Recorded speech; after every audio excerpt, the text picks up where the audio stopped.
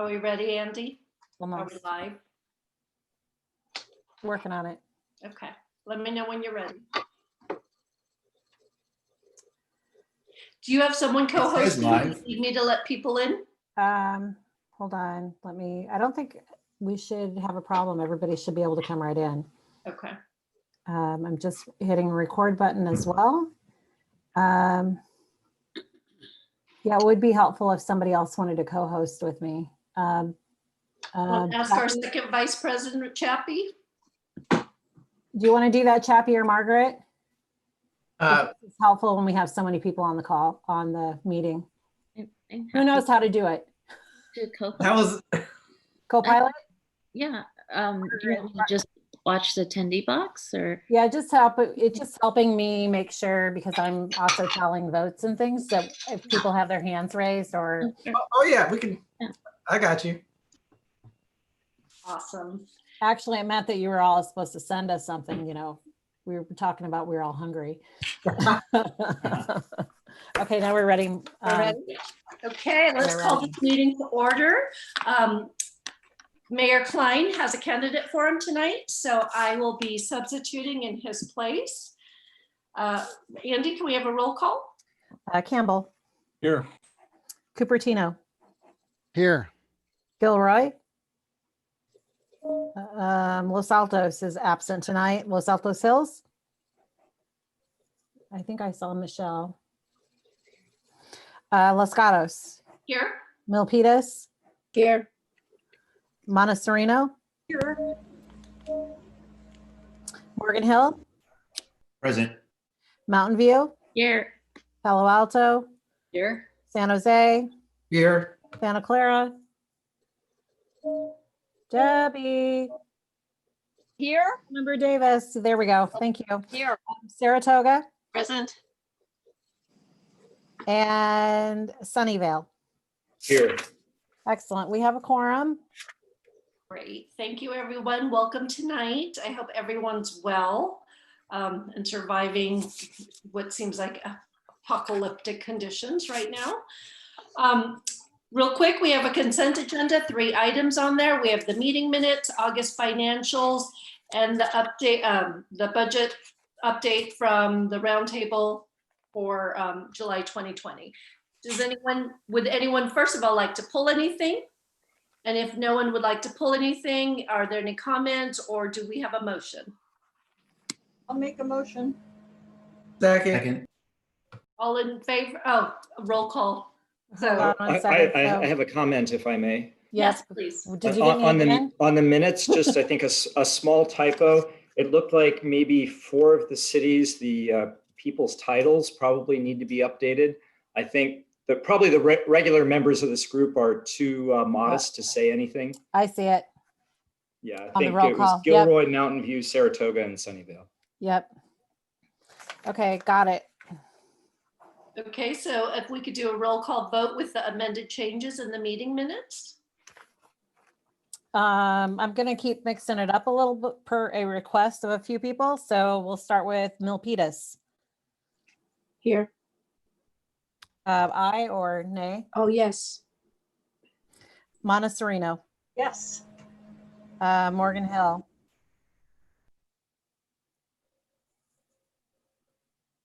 Did we lose? His lips are moving. I hit the wrong button and it took you off the screen and I couldn't unmute. So yes. Mountain View, Hi. Palo Alto, Yes. San Jose, Hi. Santa Clara, Yes. Saratoga, Aye. Sunnyvale, Aye. Los Gatos, Yes, Los Altos Hills. Aye. Gilroy. Here. Absent. Oh. Is that Kat? Oh, hi, Kat. That's it's a I or an A or an abstain from the minutes. well, actually the consent agenda, that includes our financials Thank you. also. Okay, I read them. Aye. Cupertino Aye. and Campbell. Aye. Excellent. Great. Thank you. So we now have 14 present. So it was 14 and one absent. Okay. And so tonight, guys, we have 3 committee reports and presentations. The first will be our Transportation Committee, who have invited Silicon Valley Bike Coalition and the S85 update. And so for our first presentation, we have Shiloh Ballard and Emma Shale. Is that, Emma, how do we pronounce your last name? I was gonna say Shales. Shalays, okay. Well, welcome to both of you. Thank you. Thanks so much for inviting us here. And I'm wondering, we want to share our screen. Emma would like to share her screen. Can someone make her a co-host if she's not already, so she can do that? Here, I've got it so you can share now. Okay. Okay, you should be able to go ahead and share now. You guys And hold on, before you start, Mayor Abacoga, did you want to introduce anything here? Oh, just shortly, one of the items, priorities for the Transportation Committee was bicycle and pedestrian access improvements.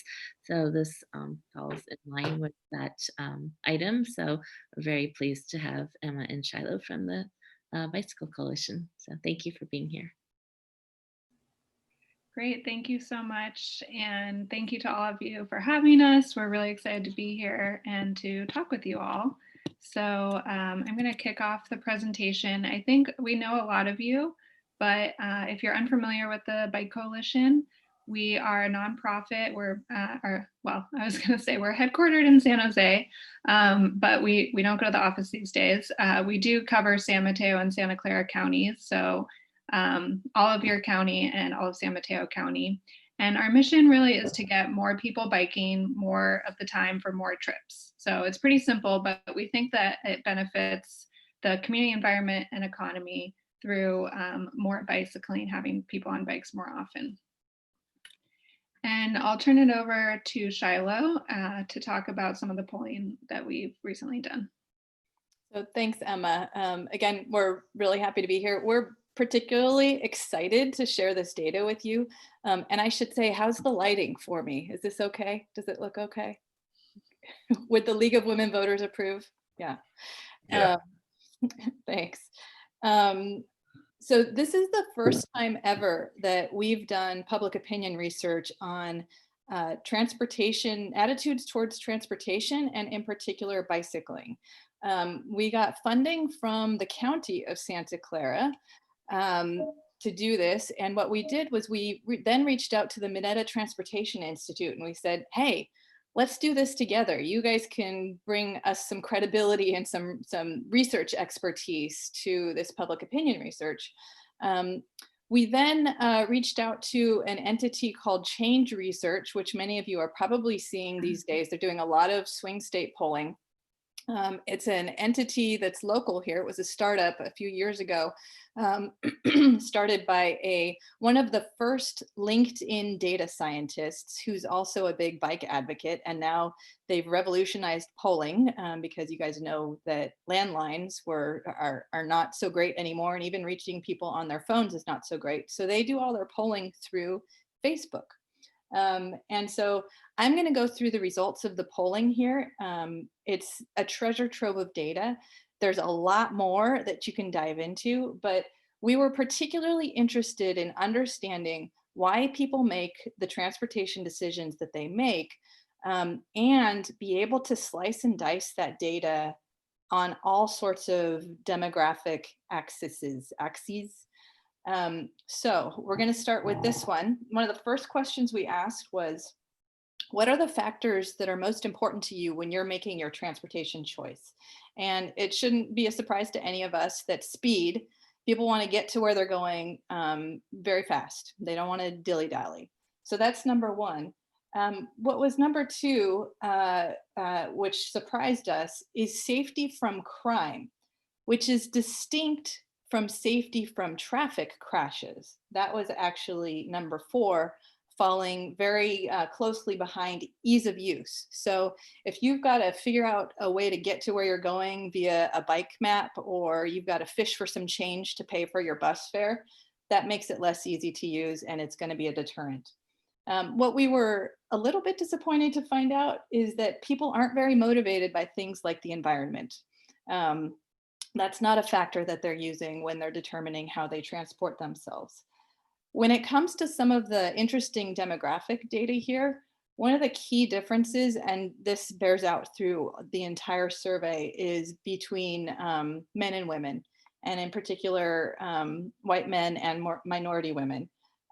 So of note, women are twice as concerned than men about safety from crime and crashes. And while overall they rank lower, women are twice as likely than men to factor in exercise, the environment, and cost than men. Women with Asian ancestry rate speed 4 points higher than the norm, so they want to get to where they're going more quickly. And folks 65 and older are not so concerned about speed. Safety from crime, people, so this is an interesting one. I think we have the representative from Santa Clara here.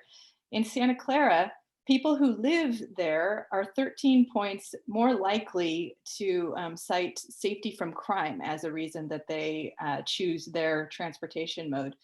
And also women with Latina roots, 19 points higher. White men rate this 18 points lower. So white men are not concerned about safety from crime when they're determining how they transport themselves. And then the last thing I'll mention on this slide, safety from crashes. Women of Latina descent rate this almost 20 points higher in importance. White men and men of Asian descent aren't really thinking about traffic crashes when they're making their transportation choices. Next slide, Emma.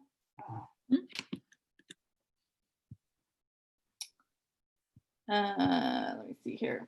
All right. So on this slide, we're trying to figure out, all right, who likes to drive? Who won't let us take their car away? And you'll see that overall, about 50% of folks say, you know what? I wish I actually didn't have to drive my car as much as I do. And you'll see there's some differences. And one thing I'll note here, we did test Clinton voters and Trump voters. I should note this poll was in the field right before COVID happened. So this is like the last piece of data we got about people's transportation habits before the world really changed. But across the board, Trump voters are very different than everyone else. They just see the world very differently, and it's clear in the polling.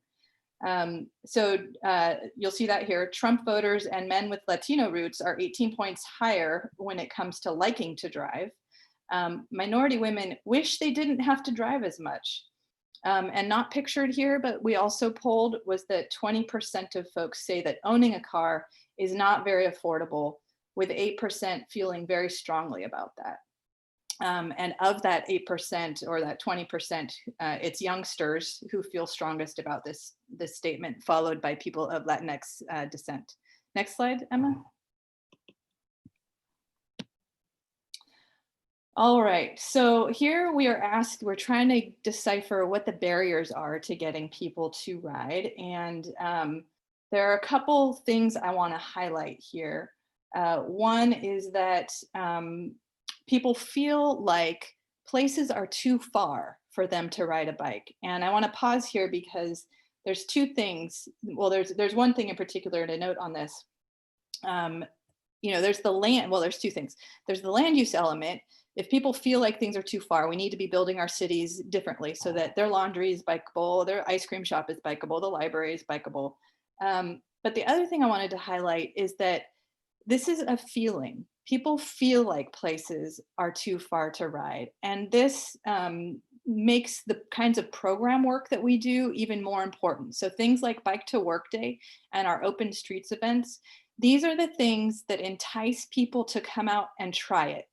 So for example, with Viva Calle in San Jose, where we usually shut down about 8 miles of streets, people come out and they try it for the first time and they bike 8 miles and they have this big smile on their face because they're like, oh my gosh, I biked 8 miles and it really was nothing. And so when this piece of data says many places I go are not close enough to reach by bicycle, that is in part a lot of times just in people's head. And if we take them out through programs like Bike to Work Day and Open Streets events, they realize, oh, 5 miles isn't that far and I can do it. The other thing I wanted to highlight on this, well, there's two other things I wanted to highlight on this. You'll see that riding a bike next to traffic is stressful. That's not a surprise, but it's kind of off the charts there. And then the last thing I wanted to highlight is that if you know people who ride, then you're more likely to ride.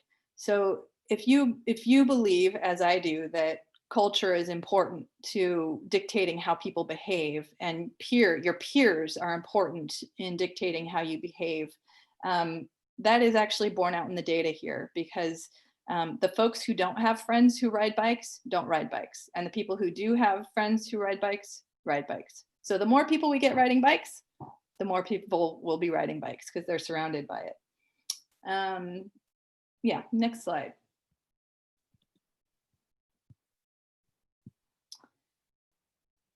So for you all, I think this is actually the slide that may be most exciting for you, because I know you all look forward to those city council meetings where people come and yell at you not to take away their parking.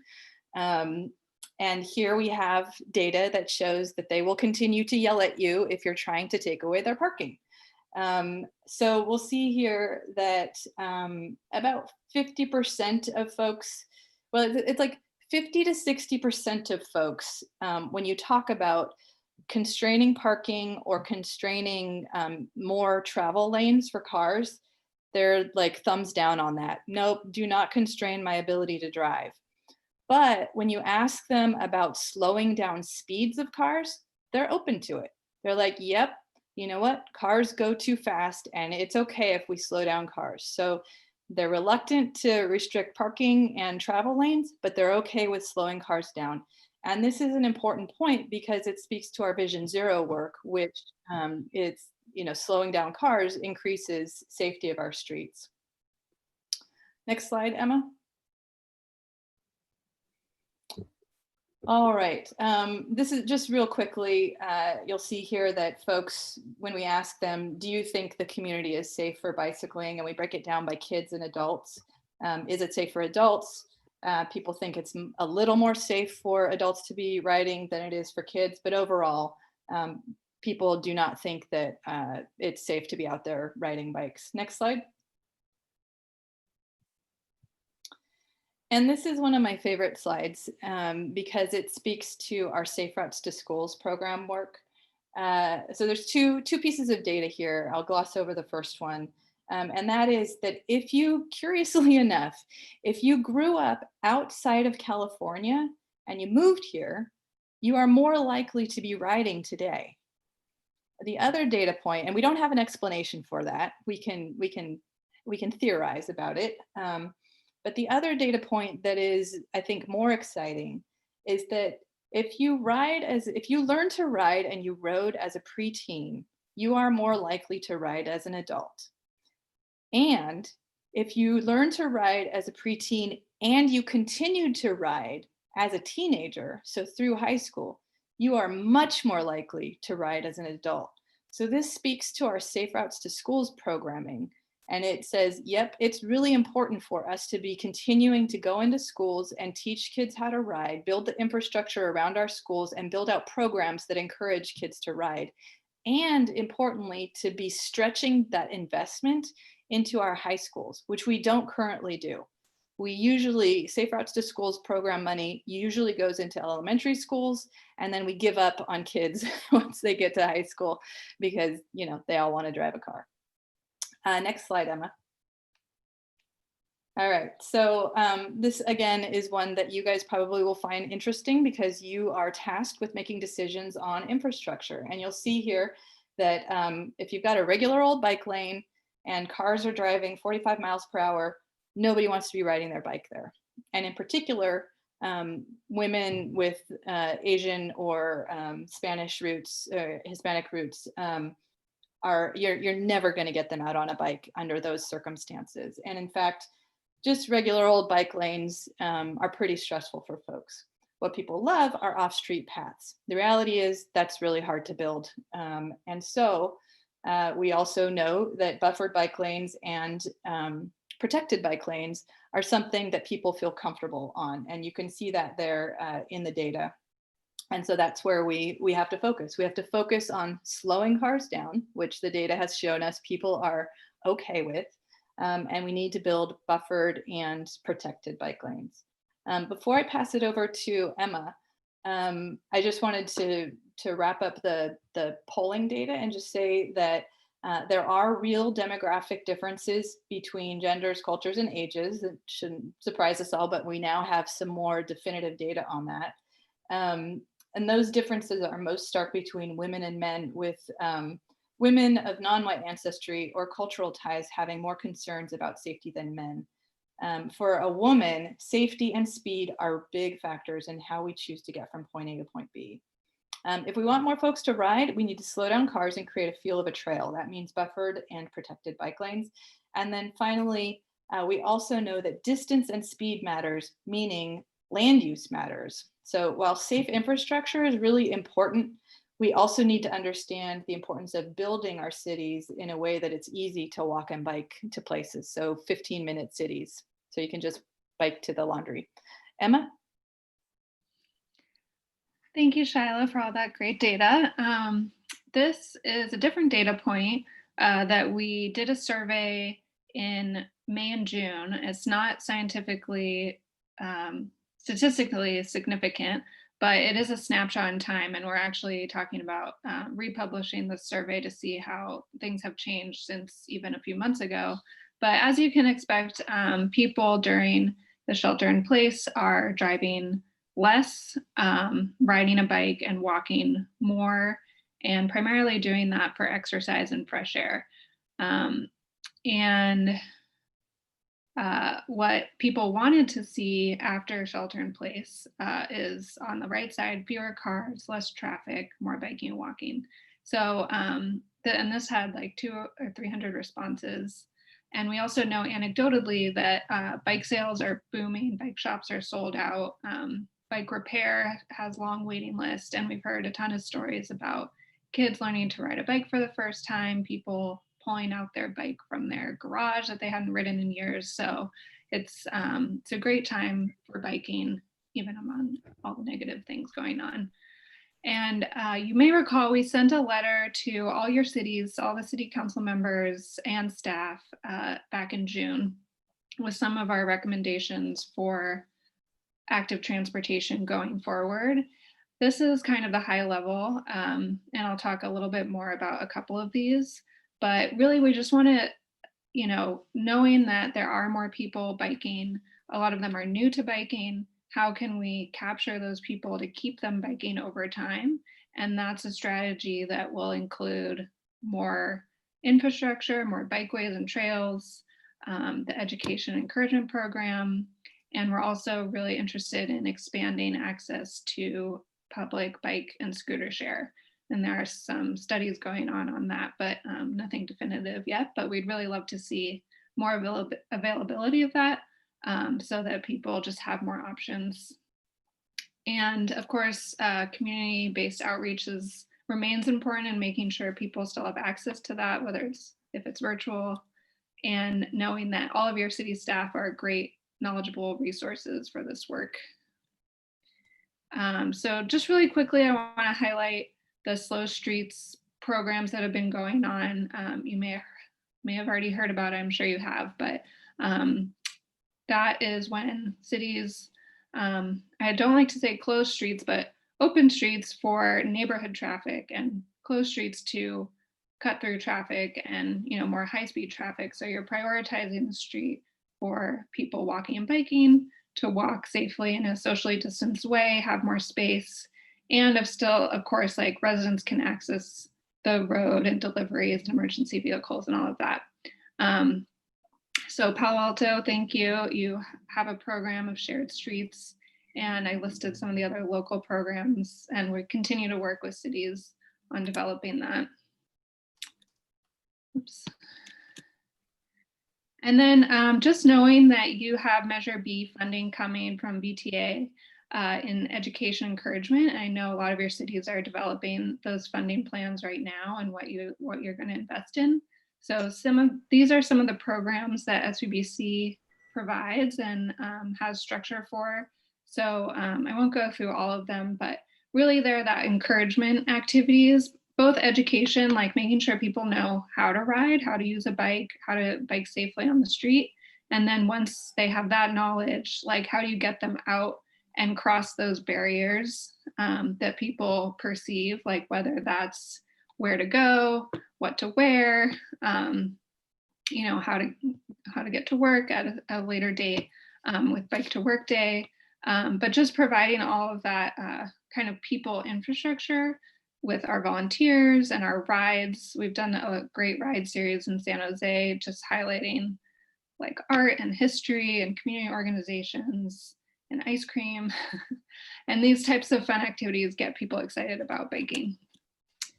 And last but not least, you may have heard that we delayed Bike to Work Day to this month. So we've rebranded to Bike to Wherever Days. There's more information on our website, but we're encouraging people to sign up and register so you can compete against individuals or join a team, just encourage others to be biking to all the destinations around them during this month of September. And I know we don't have a ton of time, but if you guys have any questions, we're happy to answer them. Thank you, Shiloh and Emma. Let's see, are there any questions from anyone? Let's see, if we could unshare the presentation and then let me see if I have any. So Mayor Scharf. Okay, am I unmuted? Yes, we can hear you. Great.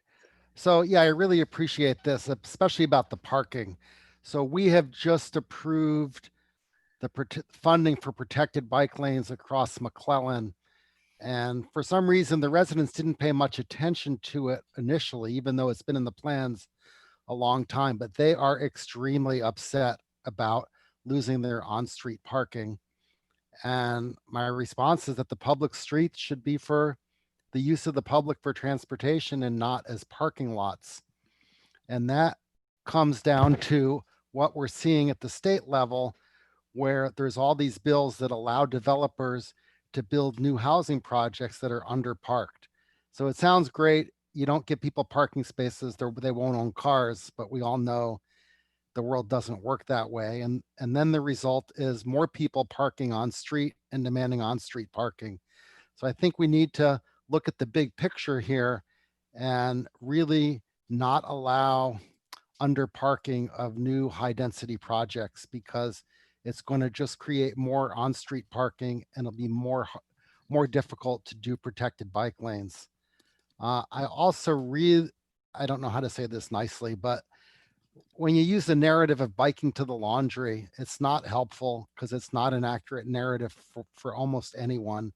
You know, people are doing their laundry at home, in an apartment complex, or in their own home, and they're not carrying it on a bicycle. So please come up with some better narratives to use when you talk to the public. And then finally, I wonder if there was any research done on the use of electric bicycles, because that would probably expand the range that people are willing to bike from home to work, from maybe 3 to 5 miles to 6 to 12 miles. And that's all I had. Thank you. Yeah, thanks for that. And just quick answer to that last question. No, we did not specifically ask questions about e-bikes, but maybe in another iteration. And I'll just mention that we're kicking off a program with Peninsula Clean Energy. They're going to have an e-bike rebate program specifically focused on low-income residents, but available to a wider audience as well. So look out for that. Any other questions? I actually have one question. Looking at your data, the safety from crime just jumped out like you said it would. Are there higher incidents of crime when you're on your bicycle? Or is it a perception of that you could be more susceptible to a crime?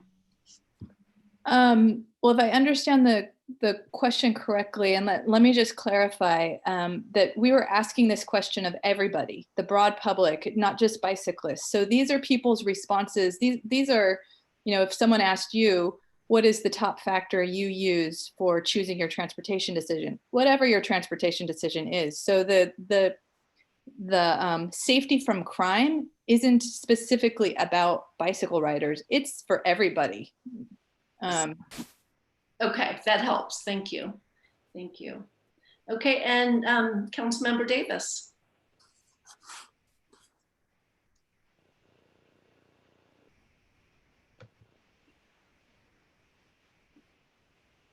Debbie? Can you? Okay, we can hear you. Well, Debbie, you're on mute again. So if for some reason it's not working, you could write it in the chat. Hello? There we We're go. ready now. Nope, she's going on and off mute. Okay, can you hear me now? Yes. Somebody unmuted me. Thank you. Okay, let's try this again. Shiloh, what was the sample size of the survey? And did you pick, what cities did you do the survey in? Yep, sample size was 1,000, only in Santa Clara County, and it was done in a way that would be demographically representative of the county. Okay, because you said Hispanic, Asian, and then you went men and women. So I think you did a cross section. I was just curious. Yep, yep.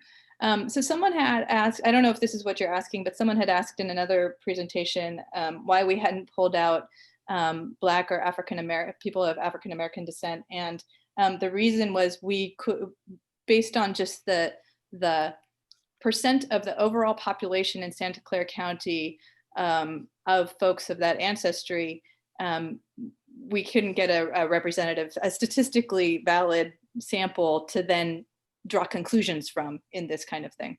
But we could for folks of Asian or Latinx roots. Okay, and why did you ask a political question when you're doing a survey like this? I mean, I sit on a council that's supposed to be nonpartisan and I'm supposed to represent everyone. So why did you ask that question? That kind of like, I just kind of, you're giving me data, but at the same time, if somebody in my city is listening to this, they're going to ask me, why did she go political? So I just wanted to know why you did that. Yeah, so there's a standard set of questions around demographics that we did up front, and the research firm that we use, Change Research, I mean, they primarily focus on political polling. So this in part was because, we want to be using this for a variety of purposes, and they want to be using it for a variety of purposes, some of which, asking that kind of question, which I guess you could define as political, is important to understanding and informing public policy decisions. Okay, thank you. Any other questions from the committee members? And Andy, I don't see anyone as a participant attendee. Is that correct? Okay. Okay, well, thank you both for attending tonight. It makes it a little easier. None of us drove to our meeting, so. Thanks, and thanks for having us, and we'll go ahead and sign off. Okay, good to see you guys. Thank you.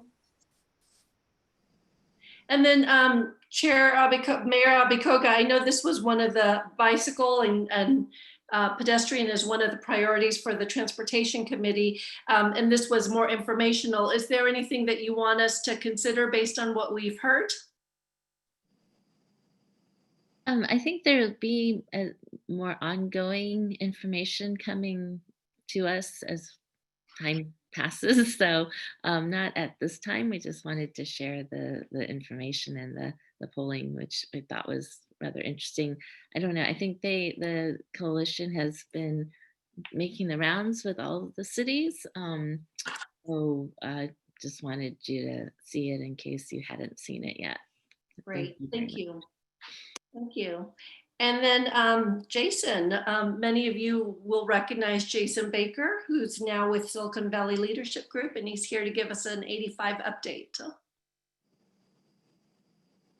Yeah, thank you. And I think Councilmember Sinks is going to start off just giving, since he was on the Policy Advisory Board for 85, and then I'll do my piece. Is that right, Rod? Yeah, thank you very much, Jason. Good to see you. So go ahead. It's good to see you. Welcome. Good to see you, Mariko. You chair the meeting well. I'm here in my capacity as the founding chair and continuing member of the VTA SR 85 Policy Advisory Board. I and many others organized North County and West Valley cities in 2015, and we banded together to negotiate what became Measure B 2016. And that $6.3 billion measure passed with our active support. We won substantial funding for Caltrain grade separations in Sunnyvale, Mountain View, and Palo Alto. We also won funding for transit in the 85 corridor, and that's written to the language of the measure. And at that time, we also formed the VTA SR 85 Policy Advisory Board. It has a council member from each city on the corridor, and our mission has been to define potential alternatives, look at the study data, and make a recommendation to the VTA board. I'm delighted to say that after nearly 4 years of work, we completed our recommendation on August 24th with unanimous vote. And we forwarded it to the board, asking that they accept the recommendation, which I will go through with you shortly, and to approve continuing the project to the next phase called preliminary engineering, releasing $2.4 million, which happens to be in VTA's current year budget to do that work. So our vision is to expand the capacity of SR 85 to move more people up and down the corridor and faster. We want to reduce cut-through traffic on our surface streets. We want to give all commuters a time-competitive transit option, which is currently enjoyed only by employees of large employers, large companies that can afford to operate private buses. So this is an alternative to get people who are currently driving their single occupancy vehicles to be able to consider transit and skip the frustration of a 1 hour trip. That's what it takes up the corridor in stop and go traffic. Now, a new lane, if this was just an extra lane that we added for cars, it wouldn't add much capacity. The rated capacity for an express lane is 1,350 cars per hour. And you and I both know that isn't even a tech campus's worth of capacity. So our vision is to use the new lanes exclusively for transit, both public and private. And the private operators, the big companies that are running buses in the corridor currently, would see an advantage, substantial advantage in using this new lane, we believe, and pay a toll which we would use to subsidize public service. And as we know, public transit service is always subsidized. We'd like to see buses flying up and down next to the stop and go cars and induce fewer SOV trips. Let's see, Andy, could we share the slides?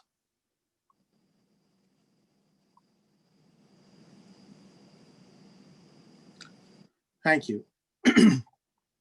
So we'll move to the next slide now.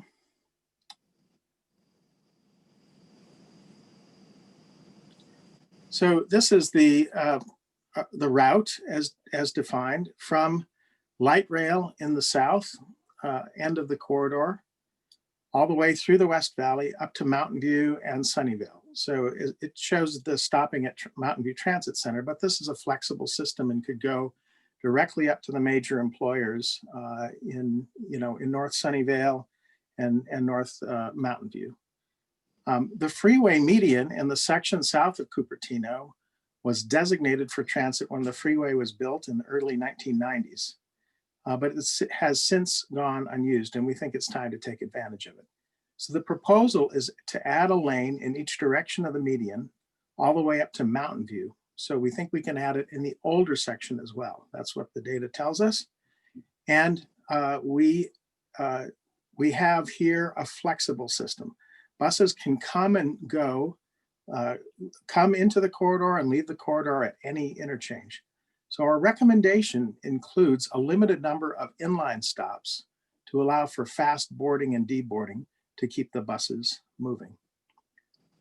Let's go to the next slide. So this is a depiction of what this looks like. The dedicated transit lanes for buses are used in cities like San Francisco, but they're also in Los Angeles and other parts of the country. And this shows a potential station adjacent to De Anza College, a major employer and a heavy transit user in the VTA system. We'd come up to the overpass using these new lanes and have bike lockers and turnouts for connecting buses, shuttles, autonomous vehicles that cover the last mile. And before we move on, let's move back to that, please. So I just want to make a comment and stress to you that as you'll hear from Jason, the data in the VTA study shows incredibly low ridership. And we think that this is already an effective transit corridor with a number of riders on these private buses. We really do think it's possible for us to transform what we're doing, get rid of much of the cut-through traffic we have by adding this capacity and creating this inducement.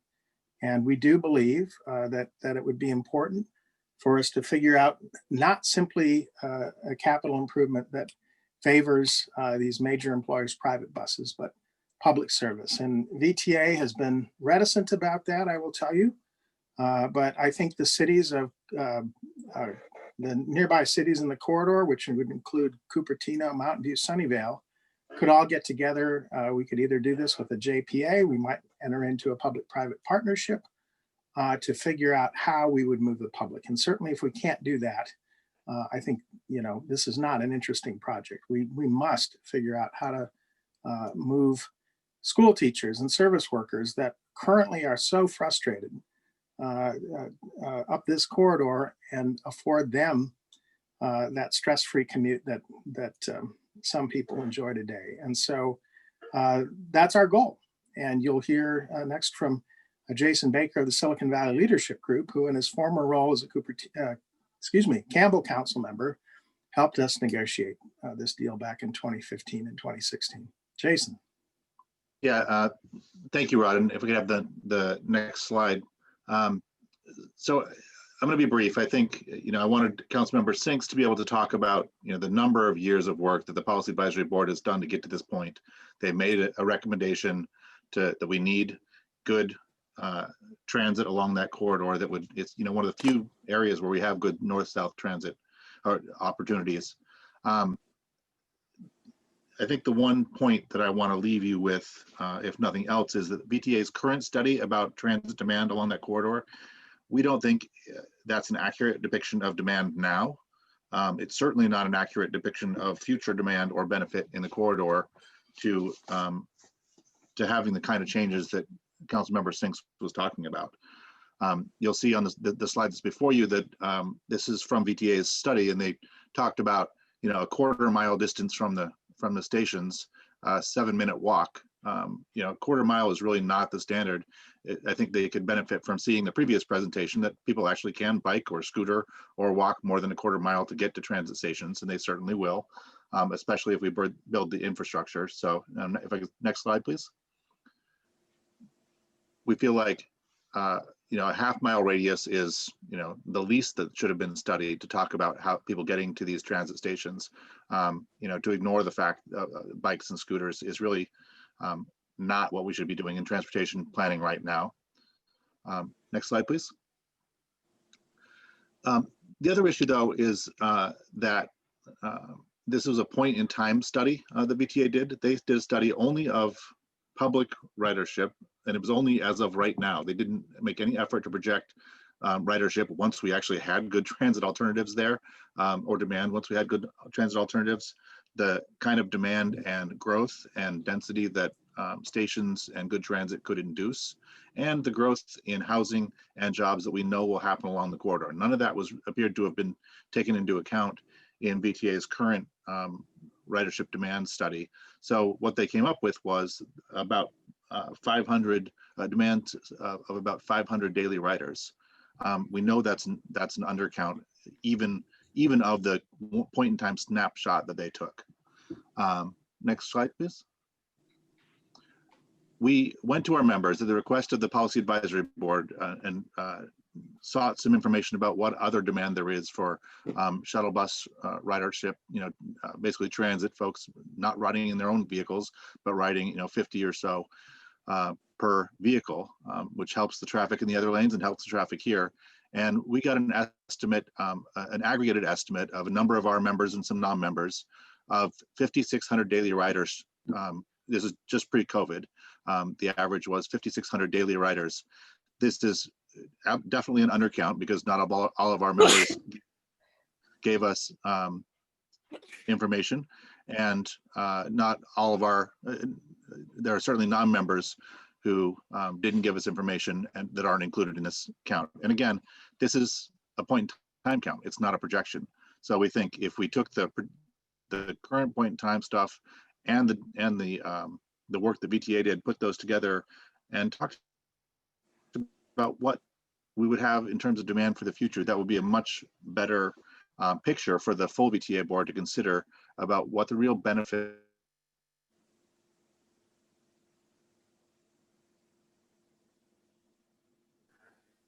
Anybody he else? frozen? I think he's frozen. Yeah, so I'll just continue and also tell you the memo that Andy will post to the website afterward, and the full PAB recommendation. This is just an abbreviated form. It contains the SVLG memo, and in that memo you'll see that 39% of the people transiting those buses, those private buses in the corridor, are from San Jose. So San Jose really ought to have an interest in supporting this project. So I think it would be time for questions. Okay, thank you. And hopefully we'll get Jason back. Committee members, any questions?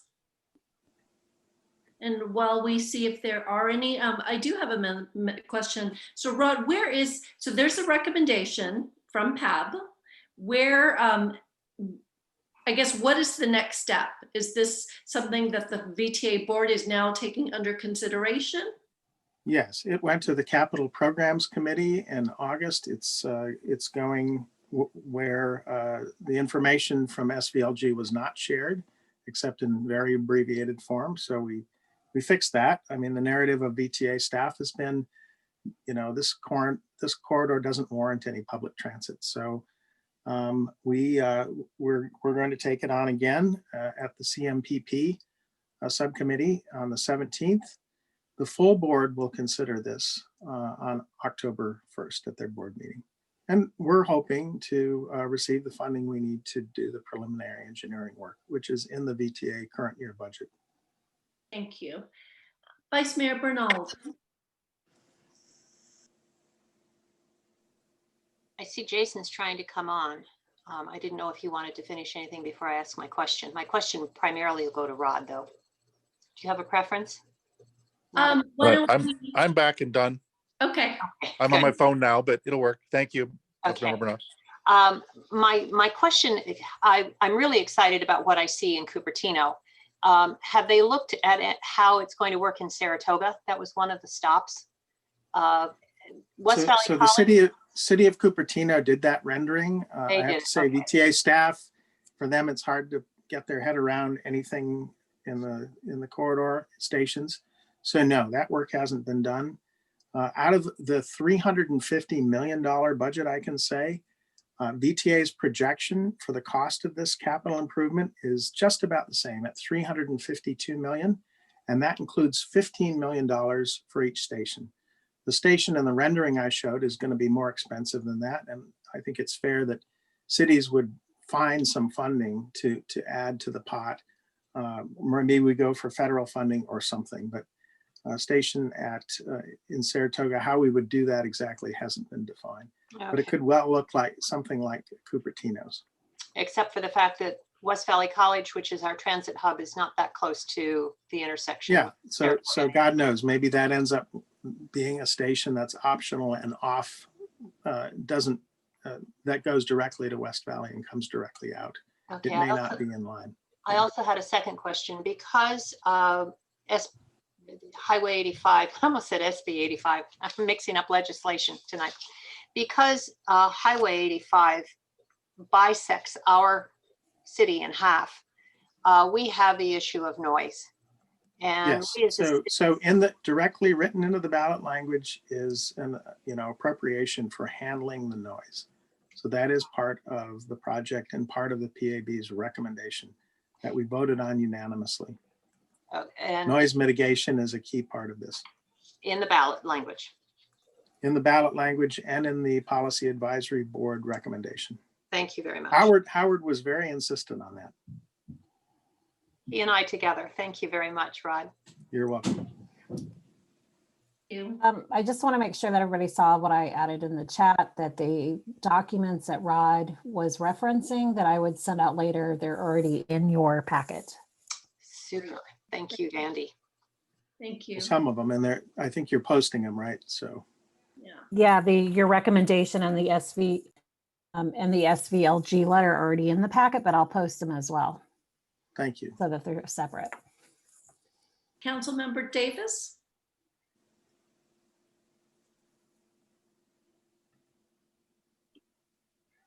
Oh, thank you for unmuting me again. I love this. So Rod, you said that it was 352 million and you wanted to divide that by VTA funding and the 3 cities that you called out on this that would benefit. Was that the plan? If you recall the slide, we had 4 inline stations. Oh, VTA 4. figures each of those at 15 million, and the corridor improvement otherwise to build this extra lane for the balance of the 352. So it's not for the cities. This is a regional project. Okay, and then so you have 4 stops, and then the buses, who would supply that? Would VTA reroute buses to go into these corridors? VTA has expressed skepticism about running a public bus service. They're strapped, we get it. So our idea is to bring cash to the table by tolling the private buses to subsidize public buses. If VTA still can't figure it out, I'm confident that cities that are experiencing all of the headaches of cut-through traffic and everything else would band together to figure out how to run a public bus service through a JPA. Maybe we would enter into a public-private partnership with major employers. So there are a lot of possibilities. Okay, and you just tapped into something. You said you wanted to look into the employers. How many, let's say, tech companies or substantial companies that people need to get to jobs are in this framework of where you're going? You said Sunnyvale, Cupertino, Mountain View. So how many corporations are there that you might be able to work with to build a JPA? Well, I won't name all of the companies, and I don't know if private employers would want to come into the JPA. We'd obviously have to, if we did a public-private partnership or a JPA, and they were members, they would have more of a say in what we did. But there are a variety of ways to do this, to be able, one way is simply a straightforward toll for every private bus that operates in the corridor. That's the simple, straightforward way. But okay. We'd want to explore all kinds of possibilities with, there are just tons of employers north of 101. Yes, I get it. I have people cutting through my city all the time, so I totally understand. And this would be a viable route. It's just getting the players on board. I like the JPA idea. So thank you, Rod. You're welcome. Any other questions and/or comments? Okay, so thank you, Councilmember Sinks and Jason, for coming back on. Andy will post those on our website, and if there's any specific asks, especially for those cities that are affected along that 85 corridor, please let us know. Reach out and let us know individually. I know for the town of Los Gatos, excuse me, this is of a high priority given the what you've already stated. So thank you both for the presentation. And if you feel Thank like you. helping, or your council does, we are getting cities in the corridor together to write a letter. Hopefully all the cities will sign on, and you can also write a letter to the VTA board yourself. Thank you so much. Thank you. Good to see both of you again. Thank you. Thanks. Okay. So our next presentation, we have a presentation from Destination Home and Santa Clara County Office of Supportive Housing on the 2025 Community Plan to End Homelessness. And following this presentation's discussion, and there will actually be an action item on this where they are requesting endorsement. So who do we give this screen? Oh, perfect, co-host. Thank you so much. How are you? My name is Jen Loving, and I know many of you, and it's nice to be here again. It's been a little while. So it's a little brief history lesson before we jump in on the 2020 plan. You'll remember that we came to you in 2015. And in 2015, that was believe it or not, it was the very first time that there was a broad countywide plan with the County of Santa Clara sort of digging in and saying, like, we're going to address homelessness, and we're going to have one plan and work with the cities together to accomplish these goals. And so this work is done through the community of care, or the continuum of care, which is a broad group of stakeholders that are dedicated to ending and preventing homelessness. It's any service provider that's involved in homelessness, anyone who gets HUD dollars. A continuum of care is the federal term for the communities that they fund.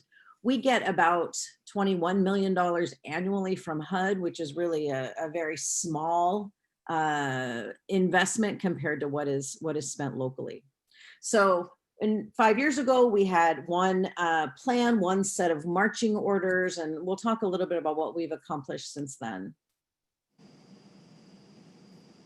So we had a goal in the community plan to house 6,000 people. We ended up housing over 14,000 people. What's not on the slide is we have a retention rate of in the 90s, in the 90th percentile of people staying housed.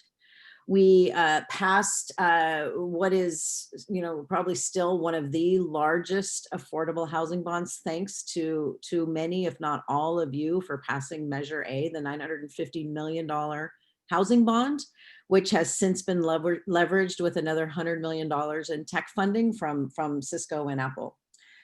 Measure A has been used to put so far 27 new supportive and extremely low income housing developments into the pipeline. Several have opened. There's been in San Jose, in South County. We're seeing these projects now, just a few years later, already starting to open, and there are many more in the pipeline, and hopefully many more being developed in partnership with the cities and the county and the housing authority. Also housed 1,600 veterans, and 3 years ago, we launched a homelessness prevention system that its goal was to house about 1,000 families, and that we have been doing that work successfully, keeping families from becoming homeless throughout the county. I'll talk a little bit more later about what has happened since COVID, which, as you know, has caused an extraordinary exacerbation of need. And we can talk about what we've done since March, but pre-COVID, we're serving 1,000 to 1,500 families a year. And so it seems like we've done such a great job, right? Except homelessness has continued to grow. So let's talk about why that is. For every family, for every one of those 14,000 folks that has gotten out of homelessness, 2 to 3 people enter into homelessness every single month. That is not the fault of the homelessness system. That is long-standing inequities, things that we've been discussing a lot, especially lately: gentrification, wages not meeting housing, the lack of production, and really a lot of things due to systemic and structural racism over time. So systemic factors that are driving, here's one example: the growing wealth gap. Some folks are wealth building, but for the poorest folks, they're actually losing income, and things are getting worse and worse for people.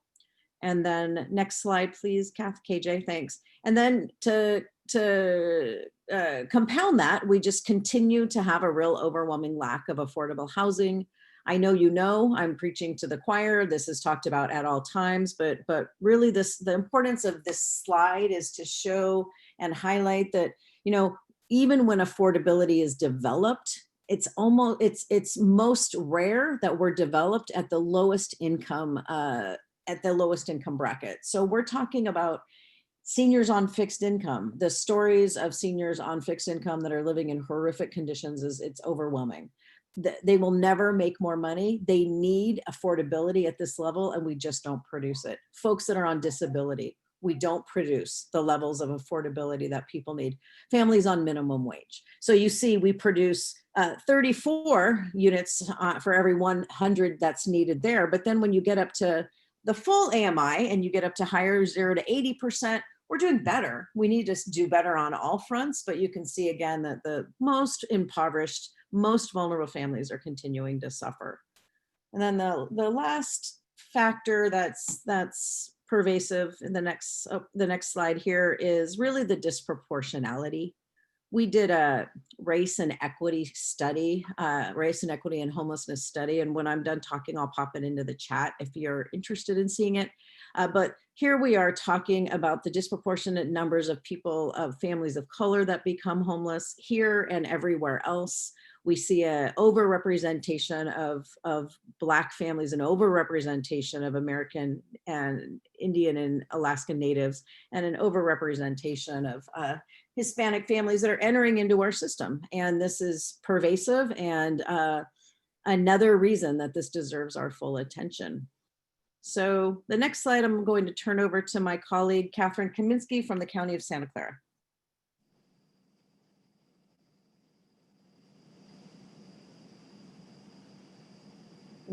And KJ, we cannot hear you yet.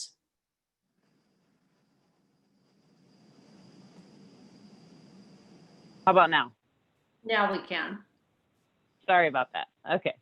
So, this 2020 plan is really our roadmap to ensuring a safe and stable home for all. And when we were developing it, we were looking at a couple of guiding values that we hope are reflected throughout the plan that are not standalone strategies, but were important enough that we felt like they needed to be driving the strategies and a part of our implementation for the next 5 years. So that includes raising the voices of people with lived experience and sharing power with our unhoused and recently housed neighbors, and reversing those disproportionately high rates of people of color who are unhoused that Jen talked about in the last slide. So this plan, we did a tremendous amount of outreach. I know Ray Bramson from Destination Home and Hillary Armstrong from the County Executive's Office and I came and spoke with this group several months ago, pre-COVID, to talk about our process in developing the plan and getting your input. But we also talked with, neighborhoods. We talked extensively with folks with lived experience. We really wanted that guiding value of raising the voices of people with lived experience, we wanted to incorporate in the development of these strategies as well. So we have focused on 3 core areas of work. So the first is addressing those entrenched economic and societal causes of homelessness through system and policy change. So this includes a 5-year goal to reduce the inflow into homelessness by 30%. We know that we won't make a significant impact on the number of people experiencing homelessness unless we address those upstream factors and are able to reduce that inflow. The second area of work is around expanding and improving our supportive housing system. So we have programs, like Jen said, we have a 95% plus retention rate in our permanent supportive housing programs. We know what is working, and we know we need to do more because we aren't meeting the need today. So this includes our housing programs and our homelessness prevention programs. And the third area of work is addressing the basic needs of those that are sleeping outside tonight and those that are experiencing unsheltered homelessness. So we have strategies here around increasing shelter beds, increasing access to services, and our outreach teams that are engaging with folks on the street every day. So as I mentioned, strategy one, I'm just gonna, you should have the whole plan, or it's on our website if you haven't seen it, to dig into the strategies if you're interested in learning the details. Each area of work has sub-strategies, and each of these sub-strategies that you see on the screen has some strategies that give a little bit more detail to what we're planning to do. But this first area of work is addressing the root causes. So we have 6 strategies here in this area of work. I'm just going to mention one as an example. Number 3 here, creating conditions to develop enough affordable housing to meet the need. Here we want to, identify underutilized land across the county to be used for dense affordable housing as an example of one way that we would do that. We want to prioritize development of housing for extremely low income individuals and families making 30% of the area median income, as Jen showed in a previous slide, as the group that had the least access to affordable housing. In the second strategy around expanding our supportive housing system and our homelessness prevention system, we have targets here to increase the capacity of those programs. You'll see target numbers for permanent supportive housing. We want to be able to house 7,000 people in our PSH programs, 10,000 people in our rapid rehousing programs, and 3,000 people through a new intervention called housing problem solving, which basically is sort of a shelter diversion and working with folks as they are entering the system to provide mediation, one-time or short-term financial assistance to try to resolve their homelessness at that point.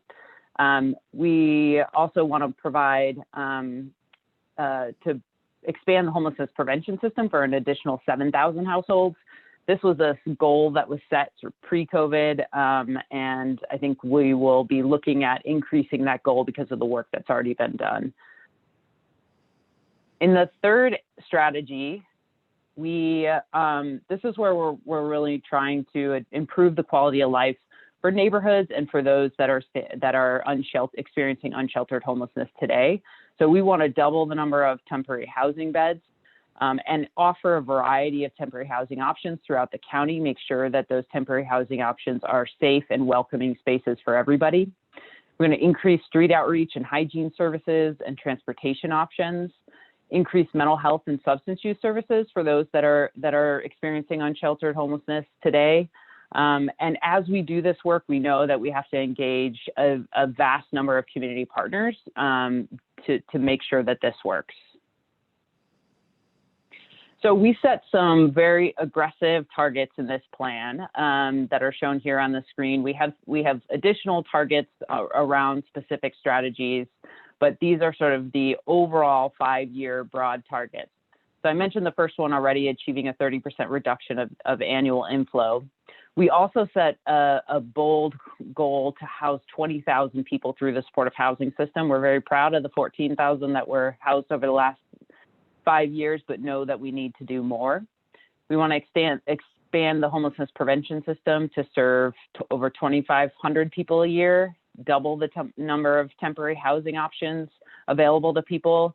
And as we do this work, we also want to make sure that we're addressing the racial inequities that are present in the homeless population and track that progress on how we're doing in reducing those disparities. So I'm going to hand it back over to Jen to highlight some of the work that is already underway during this COVID response. So thanks KJ. So thanks for hanging with us. We're almost done. So we've all seen everything turn upside down since March, and if there's been a silver lining, and that's hard to say, I think it's that we were able to get a jump start on really the various strategies in the plan. But as those of you who are also on the Santa Clara County Unhoused Task Force, which had its first meeting last night, some of the work, especially around strategy 3, has gone underway. You know, luckily, Measure E was approved in February, so there's a new ballot measure that will go towards homelessness. And I've talked with some of you about this, when COVID hit, we immediately knew, based on our homelessness prevention work, that the families that I described in those earlier slides are going to be the most vulnerable to the effects of this pandemic.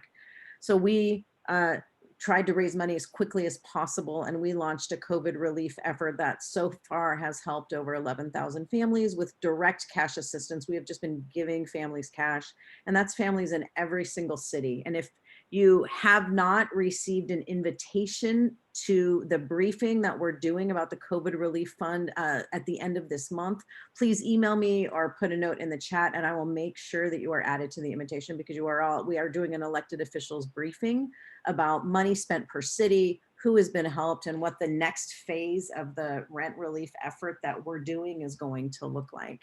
We were lucky because we were able to raise a chunk of private money, which has allowed us to be really flexible. And so Destination Home and Sacred Heart have really just been working. It's been really unbelievably challenging to do this. We've had 32,000 families ask us for help.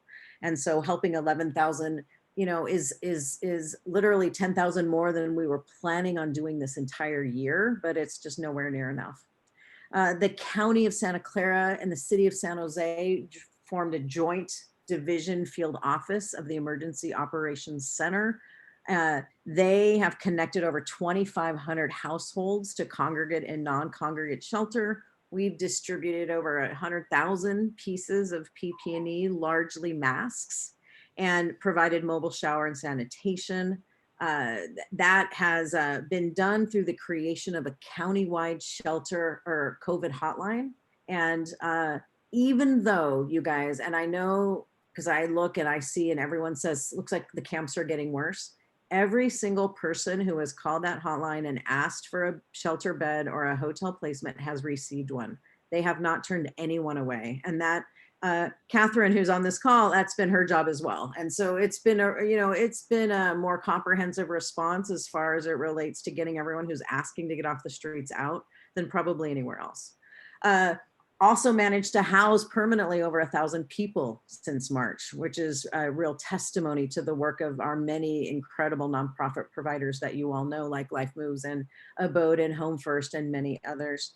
And San Jose is in the midst of creating 3 interim housing communities. Modular Housing used some of the CARES money that they had received to put into creating these modular opportunities where homeless folks can stay a little bit longer. And hopefully it'll be a transition out of the hotel placements, because while the state has paid for that for a minute, it's not going to go on forever, right? And our commitment is that we're not turning people back to the streets. So next slide is us asking you to join the county and Destination Home and a whole group of people that are homeless in this community and others. The Santa Clara County Housing Authority endorsed the community plan last week. We're bringing this to you at our first opportunity since the plan was launched. And I know folks from our teams have been meeting with staff at the individual cities, talking about how we bring this forward to your respective city councils. So we'll pause there in case there's any questions. Great, thank you. And I believe a couple of people have started putting their email in the chat box for you. Any questions? I'm looking at panelists. Mayor Scharf. Huh? Mayor Scharf, you're on, okay. Okay, yeah, I'm unmuted. So I was wondering what kind of state or county funding could cities get if we want to build navigation centers in our own cities? We have not a huge homeless problem in Cupertino, but we do have at least 2 encampments that are in pretty bad places in terms of safety. So what I'll say is pre-COVID is different than post-COVID, and mass congregate shelters are quickly becoming not the answer, because it is just fundamentally unsafe from a virus transmission. The main strategy from the state has been using hotels and motel rooms through Project Room Key. That's why I also believe the city has been moving on the modular, because again, there's a ability to have social distancing. So I'll be honest with you, I'm not sure right now where we're going to get money for mass shelters. I think we're going to have to be more creative. So, yeah, I mean, what about post-COVID? Hopefully in a year, this might be over. So one source of money that could be used and has been used to expand emergency shelter, one of the things that if we said it, then I forgot already that we said it, was in the last 5 years, we've actually doubled the shelter capacity throughout the county, believe it or not. Some of that has been done through the use of the state, what was first called HEAP and now is called HAP money. They made really flexible money available because of the work of many mayors actually advocating. And that money has been used to pay for emergency shelter. Since COVID, that money has pivoted, right, just to these other needs. But like you said, when things do go back to normal, we will keep pushing for this really flexible money that is not designed for permanent housing. It's for things like prevention, interim housing, and things like expanding shelter. Yeah, I mean, I can't imagine that funding for hotel rooms is going to continue indefinitely. It is It's not. a very expensive Right. thing to do. Okay, thank you. Sure. I actually have a question on that. Is there any possibility of just purchasing those hotels and motels and then just making it permanent? That's a great question. So the state offered an RFP called, I think it's called Project Home Key. And KJ, tell me when I get this sideways, but what I believe is they had an RFP. It was like maybe $500 million. Our county applied for a number of projects that we thought we could purchase and turn into permanent housing, especially because we have Measure A. I am not sure of how it's looking, but I've only heard that one project has been funded of all of the applications and I think 4 or 5 applications were submitted. So unfortunately, we can't be in control, sorry, my dog is barking, of what the state chooses to do. Okay, thank you. Mariko, Yes. I'm actually, since they made me a co-host, I don't know how to raise my hand. There's no raise Actually, you can't. That's what has happened to me in the past. But okay, Vice Mayor Jones. Thank you. First of all, I want to say that when I saw the original plan in homelessness, I was very skeptical because the problem was so enormous and so intractable that, I just really had my doubts about how successful that plan was going to be. But we've seen the results, and we've seen how Jennifer and her team can come up with a vision, come up with a plan, come up with a strategy, and execute on that and have really strong outcomes. So we've seen that. And so now I'm a believer, and the city of San Jose is a believer in terms of their ability to achieve those goals that they've set out for themselves. And so I want to make the motion to support the community plan to end homelessness. Wonderful, thank you. Could I get a second? And then after I get a second, I'll open it up for questions and our discussion. I see one already from Councilmember Montano. I'm sorry, who seconded it? I did, Rich. Okay, thank you. And then Councilmember Montano?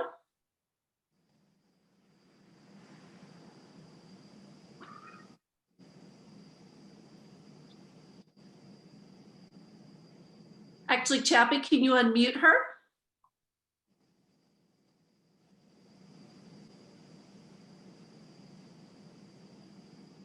And while we wait for that, does anyone else have any other questions or comments?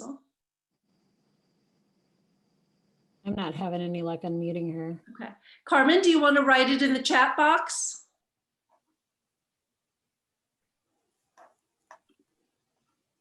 Mute. Can you guys hear me now? Yes. So where is she? Where's Jennifer at? That was the question I had for her. Okay, I'll write it in the chat box then. No, Jennifer's right in front. Oh, okay, Jennifer. Jennifer, I have a question for you. So in Milpitas, I think we do have that. We did apply for that Project Home Key, You did. Yeah, but from my understanding, and we have a housing subcommittee. Would you be willing to go and do a presentation to our housing subcommittee so we can? Yes. We're trying to find some alternatives for our homeless population. If you can do that, that'd be great. So I'm the chairperson of that subcommittee, and if you can reach out to our city manager, Steve McCarris, and then it'd be great if you guys can do a presentation. That would be wonderful. We would be happy to, and we are Okay. really grateful that of your willingness for that home key application. So thank you for Okay. doing that. Thank you so much. Any other comments or questions? Margaret?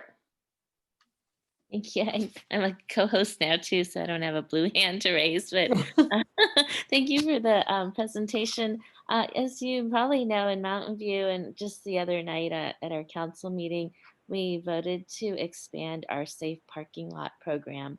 And we did have a representative from the county in our meeting. And I guess, we've been funding this mainly through our general fund funds. But the concern obviously with the economy is that is finite. And when we asked about potential funding from the county, for instance, we were told that most of the funding is for like permanent supportive housing. And so there's really nothing, it sounded like, for something like a safe parking program. But we look at this program as a homelessness prevention program. And so I was just wondering where this type of a safe parking lot type program would fit into your plan. So it's, squarely in strategy 3. And what I'll say to you is the last 5-year plan didn't have a place for these, what we think of as like interim options or frankly, ways to ease the suffering of people while they're outside, right? And so the Unhoused Task Force that just launched yesterday, their entire purpose is to make recommendations, funding and otherwise, to help us round out strategy 3, because whether it's safe parking or like, modular housing or expanded shelter, whatever those things are, we are going to have to figure out how. We have a goal of doubling the capacity, right? So what you're talking about is part of that answer. We're going to have to figure out how to pay for it. The reality is, again, now the county of Santa Clara has a couple $100 million budget hole because of COVID. And I'm sure, I don't want to assume, but I'm assuming all the other cities have holes in their budgets as well from everything that you've had to do to mitigate the impacts of this crisis. And so it's going to be harder to know how we're going to tackle this. But what I will say, and I'll let Catherine talk, is strategy 3 is just as important as the others, and being able to pay for and fund those what I would call them interim measures more than solutions, right? But we have to be doing more than we are. The way I am in the camps somewhat regularly, and the way that people are languishing and suffering is, as you all know, is just, it's absolutely horrendous. And so we have to be able to bring more of these interim options online. And I am also expecting everyone to say there's no money, right? So we're going to have to fight that out and figure it out. And I would just add that we also applied for the home key program, and we're told that we have money reserved for our project. So I'm hoping that means we actually get the money, but we're pretty That's true. That would be exciting. Wow. I haven't heard that. So we if you get that confirmed, you're not that wasn't I hadn't heard about your project. So that would be amazing. Yeah, we partnered with Life Moves for a modular transitional housing project. And we just heard Tuesday night that funding has been reserved for our project. So we're very excited about that. If that means we're getting it. For us. Good. We were feeling very grumpy that only one project in our county was funded. I think the city of San Jose got notification that their project was also reserved, that one of their projects also received a reservation. So none of that is guaranteed. It's sort of the first step, but so 3 projects, one in Milpitas, one in city of San Jose. It sounds like one in Mountain View. So that's great. Great. Thank you. Any other comments, questions before I call the motion? Okay, so we do have a motion for endorsement. Andy, do you mind doing a roll call? Sure. Los Gatos. Yes. Milpitas. Yes. Montecito, Yes. Morgan Hill, Yes. Mountain View, Aye. Palo Alto. Liz? Councilmember Niss? Did we lose her? Actually, I don't see her on the screen I think she's anymore. gone. Okay. San Jose, Aye. Santa Clara, Yes. Saratoga, Aye. Sunnyvale, Yes. Los Altos Hills. We lose another? No, Michelle's here. Michelle? Yes, I'm back. I had to take a break. I missed the item, so I'm gonna abstain myself. I apologize for that. Okay. Los Altos, Yes. Jan, right? Okay, Gilroy, Yes. Cupertino, Aye. and Campbell. Aye. Excellent. We have, looks like 14 ayes and 1 abstention. Did I get that right? Wonderful. So the motion passes. Thank you both, Jennifer and Catherine, for not only attending, but all the great work that you continue to do. So that was 13 Thanks ayes, for, 1 absent and 1 abstention. Sorry about that. Okay. We work hard to not let you down. We're going to need everybody's help, but thank you so much. Thanks for thank making. you. Okay, and our next and last report, there's an action item from the Legislative Action Committee. And we are going to ask Councilmember Larson, who was put on the spot earlier, to provide that report. Great, thank you. Well, I'm happy to give it. So at the LAC meeting, we talked about 3 countywide ballot measures: Measure RR, Measure S, and Measure T. The short version of the report is the committee voted to recommend support for all 3 measures. For Measure RR, we had a presentation in support of the measure from Jason Baker. So he's been spending a lot of time with us this evening. We were not able to find anyone to present against it. Nonetheless, there was a lot of discussion and a number of questions. Why now? Why sales tax? What's the messaging going to be? So a lot of really, I think, thoughtful and engaged questions from the members. The vote was 10-0-4 to support. And the abstentions were generally either council is not taking a position, or would like to consult with colleagues, or would like more information. On Measure S, also voted to support that. There was no presentation. The vote was 7-5, so 7 in support, 2 against, 5 abstentions. And finally, Measure T, again, no presentations. The vote was 11-0-3 to support. And I think most of you were actually at the LAC meeting, so you've actually heard most of the discussion. So thank you. Thank you for that report. And as I mentioned, this is an action item. There was a recommendation for the board to endorse all 3. Is there anyone who'd like to make a motion for that, for all 3 and 1 vote? I'll make the motion. I'll second. Mary Lynn. Thank you both. And then Andy, if you don't mind doing a roll call. Yeah, absolutely. Mountain View, Aye. Campbell, Abstain.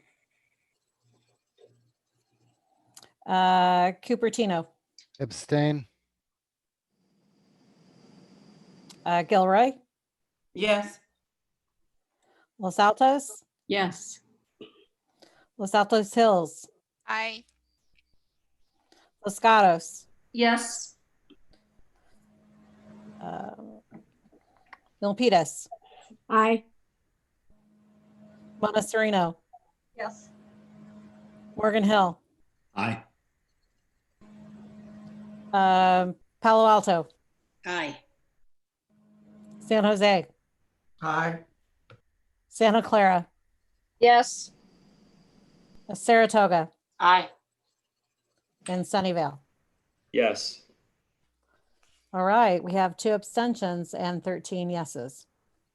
The motion passes. Thank you. And thank you, Councilmember Larson. Okay, and Planning Collaborative, an update. Andy, will you be providing that? That is me. So hold on one second here. Just want to let everyone know what the latest and greatest with the Planning Collaborative is. Okay, hold on.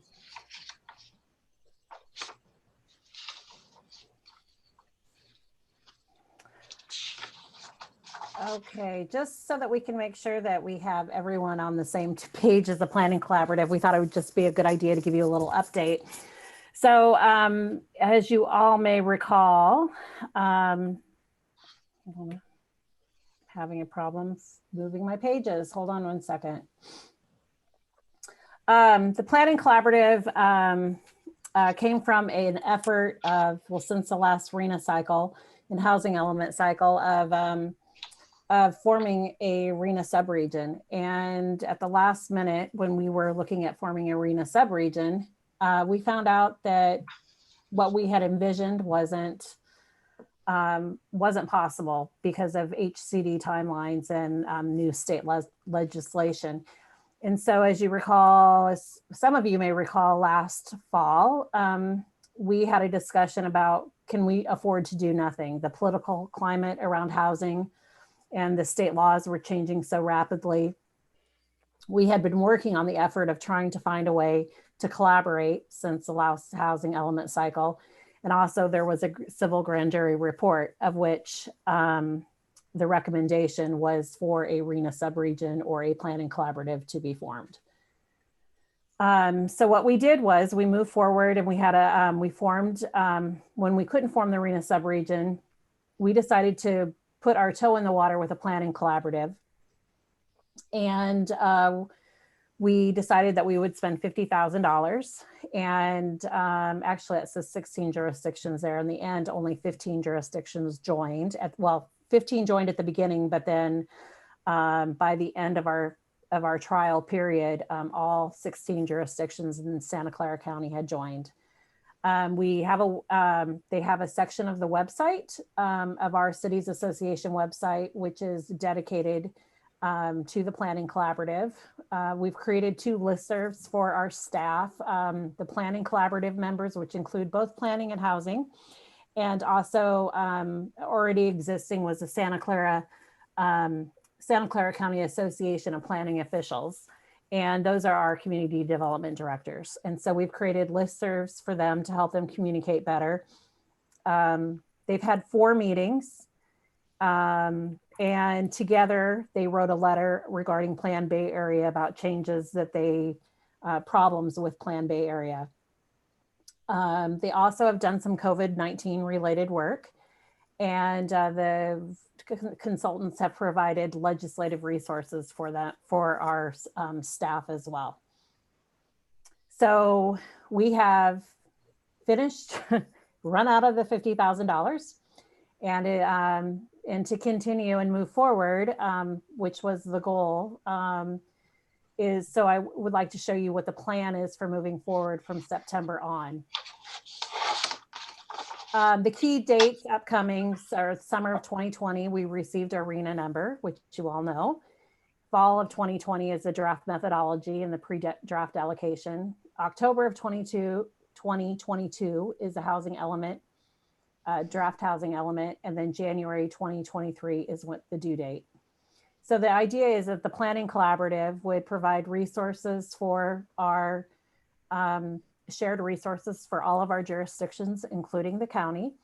And also at times they'll provide resources, and when policy decisions need to be made jointly, then it would come back to the 16 jurisdictions together, the Cities Association, as well as the county would have a vote with that as well. So the goals here, these are the goals of the of the Planning Collaborative to provide a forum for our jurisdictions to share resources and best practices for the upcoming housing element, to give jurisdictions a head start on planning, produce useful products and policies. Sometimes those will include reports and staff reports that staff will use to help educate councils to make better decisions. Leverage resources across jurisdictions and tailor to local needs. And support doing in-house housing elements to the extent possible. So the idea is that by having a planning collaborative, we'll be able to save some money. As you recall, well, here are some of the planning collaborative activities. The website and has housing element tools. We have meetings. They haven't had meetings monthly, but with the new budget, they will be allowed to have. It will be budgeted for them to have more meetings. They share data. They create templates for everyone. Different educational tools and resources, engagements. There'll be work on ADU affordability. And also, whoops, I did that too quickly. Assistance under new housing law for new housing laws and regulations. And then other things, the consultants have been meeting with each of the cities just to make sure they know what the needs of each city are, and each city and the county, and also to find those points of the nexus points of where we can find shared collaboration. So this is, instead of going with the shared or the even, everyone paid 33 point and 33 cents. We went to a tiered structure similar to our dues. And this is the tiered structure. And this would be— Can you guys hear me? Yes. Uh-oh, did we lose someone? Mariko, you're freezing. Do you have a question? Okay. So this is the tiered pricing levels. We've had very positive feedback from the community development directors about moving forward with this tiered structure. You may remember that we had talked about using the LEAP funds, which are local funding from that HCD granted to ABAG MTC. Some of your cities have already applied for LEAP funds. You may use your LEAP funds for the planning collaborative. If you already have been granted your LEAP funds, you would have to amend it, which is not difficult. If you haven't applied for LEAP, you'll have to pass the resolution and have to pass the resolution, and then there has to be a statement included in your housing, in your LEAP grant. A few of the cities, the city managers, it falls within the city manager's spending authority, and so they will just authorize the funds and not pass a resolution. The other possible funding source to continue this for the next few years is via ABAG, the REAP loans, which is regional money. And the regional funds, ABAG has received some of the money, but ABAG has not made those funds available. They have told us the funds will be available to both RENA subregions and to collaboratives such as ours in San Mateo County. But there is nothing available yet. If we have to wait for the REAP funds, it just means that there's a pause in our collaborative work. And I think that at this point, our cities, our staffs are feeling rather under the gun to get started on this work, to try to figure out how to plan for 440,000 housing units. So that is the information on the planning collaborative, where we are. I do know some of this, I've had lots of communications with various cities. The city of Campbell recently approved joining the collaborative as long as there are 12 cities joining. So do anybody have any questions for me? How did I do, Chappie?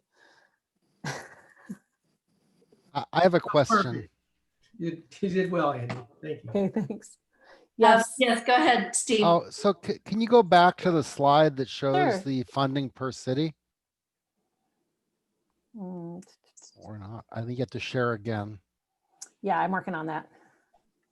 I just wonder, where you had it. So Okay. how are those amounts calculated? Because they're obviously not based on population. They were based on population with a census of, I'd have to go back and look at the census table they use. They use a recent census estimate.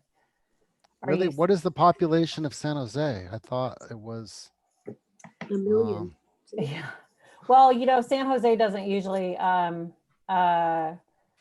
we don't usually charge in our membership dues. San Jose doesn't get charged 10 times as much as everyone else. They probably wouldn't participate. right. I wouldn't say 10 times as much, but so as an you know, example, they have 12 times the population. They maybe should pay twice as much. Well, and some would argue that the smaller cities are the ones that will benefit most from the collaborative because they have less staff. So this was this was just what everyone thought seemed somewhat equitable. Okay. I mean, I looked at like a city with 80,000 people paying the same as a city with 60,000. So yeah, well, you know, I our don't know how membership, you did this. well, our membership dues, San Jose pays the same amount as Sunnyvale and Santa Clara. So Maybe, Andy, what we could do is we could just show exactly the population breakdown and send it out. Sure. Whatever. It's not enough money to really worry about, but I just wondered why it wasn't, you know, proportional to population. So none of our membership dues, this is similar to our membership dues. And worth everyone gets one vote. If it was done based on population, just purely on population, then the city of San Jose would want a proportional vote. It's just like the round we table. don't want that. Okay. Well, that's why they didn't join the round table, is because they wanted a proportional vote. Okay. Thank you That's for true, the update, yeah. Andy. Any other comments or questions? Okay. Thanks. And next we have on our agenda since March a standing item on COVID-19 updates. I believe I saw Mr. Preminger on our phone call. Is he still on? He is. Still on? Any updates that you'd like to share? I know we've gone to tier red, which is great news. And many people are still participating on the Saturday calls, but is there anything you'd like to share today for everyone to take in? Yes, a number of you are on the Saturday calls, and I hope you find them useful, led by Supervisors Chavez and Samidian. We also send out communications that hopefully all of you get several times a week. We sent one out, a couple of them this week. I send out a special one that is sent to all our public information officers, so that the mayors and the city managers wanted to make sure they got that too. We think that's really important because we want to make sure you're doing all you can to drive through your communications processes to your residents, that this is still really serious, really bad stuff. And if we all, you know, follow the procedures, mask, distance, and all that, we'll be able to get our numbers down, which will get us into lighter tiers, which will allow us to open up our indoor businesses, have indoor gatherings and things like that, things I know folks are aching to have happen. Now that we are in the red zone, that potentially will allow schools to open up. So I know the County Office of Ed, working with each school district, is taking a hard look at that to see, is that something they want to try to do, or do they want to play it safe and wait until perhaps the beginning of 21? So that is all out there. We are doing a lot more testing. I think we're doing about 8,000 tests a day through all the various public entities, private entities, and all that. So that number is way exceeds what the state expects of us. Because the number is so high, we were able to transition from purple, the most restrictive zone, to red, and hopefully we'll continue going in the right direction. Lastly, we have a workforce working group, an enforcement working group. The Board of Supervisors wanted to have more teeth in the order so that there could be fines as a last step after a lot of education and discussions and all that. Because while we're doing well, there still are hot spots. There's still people that aren't wearing their masks and things like that. So that's pretty much an abbreviated report. The only other thing I'd say, and this is kind of just trying to sneak it in, we're into the last few weeks of the census. So we're really hoping that every city will do all you can in your communications with residents to encourage them.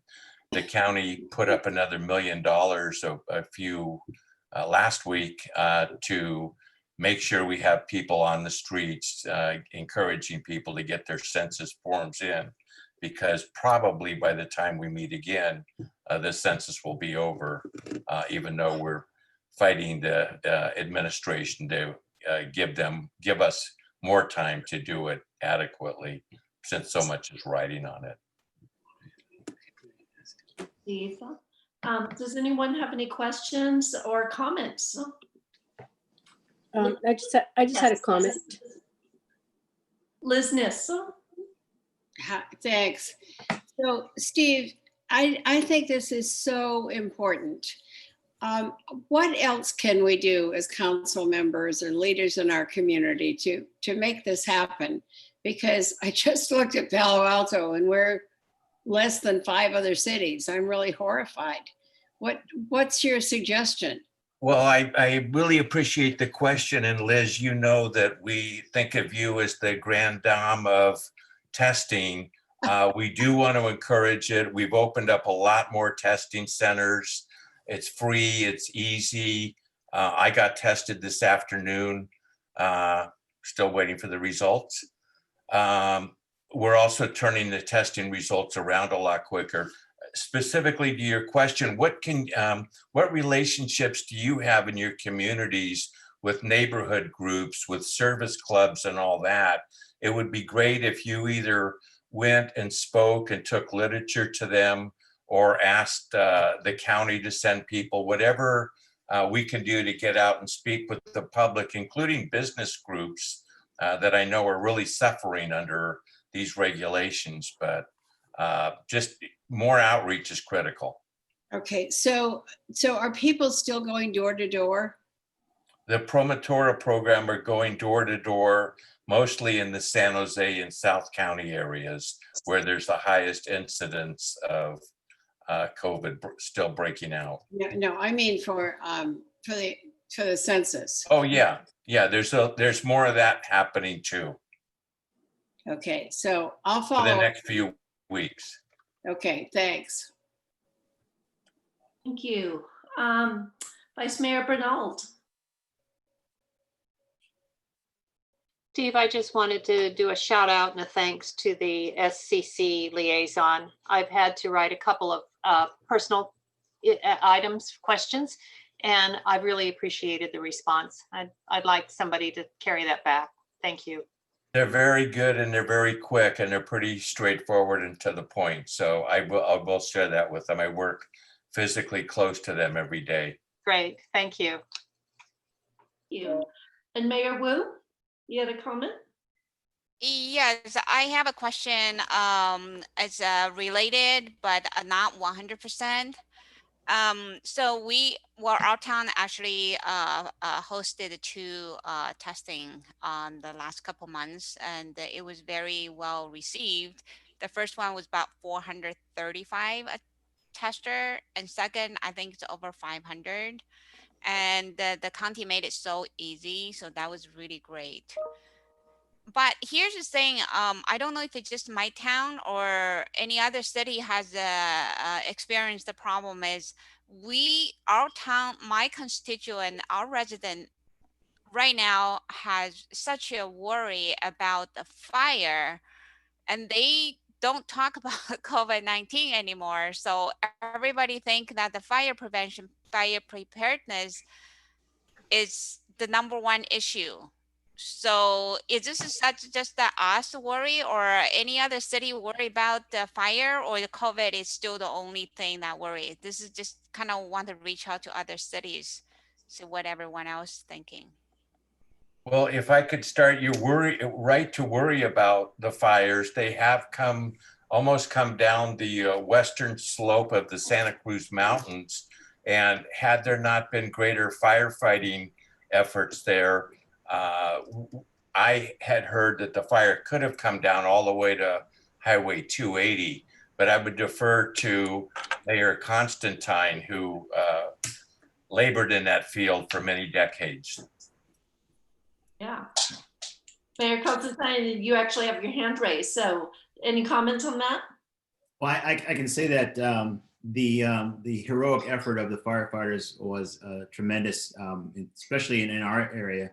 We actually had a mandatory evacuation for a short amount of time, which is the first time that I can think of here in Morgan Hill. But yeah, it's a concern, and especially as we look in the sky the last couple of days, I feel like we're on the planet Mars.